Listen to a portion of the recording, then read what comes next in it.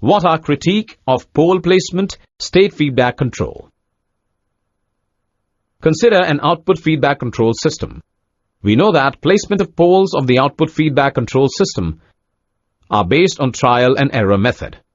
And many times we terminate trial when dominant poles close to the desired locations have been achieved. Due to this, an exact system is always approximated by some practical system. Let us now consider a state feedback control system.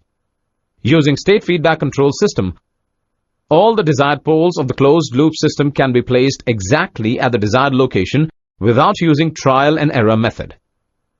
Design flexibility of the state feedback system is achieved because it has been assumed that each state of the system is accessible and dynamic characteristics of the system can be easily correlated with the desired closed-loop poles. However, practically, all the states of the state feedback system are not accessible.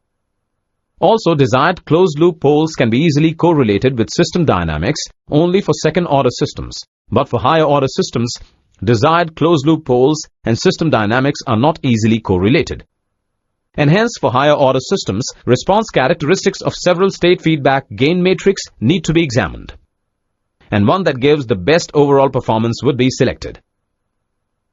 Thus, critique of state feedback control system is that it involves trial and error method, but of different type. Related terms are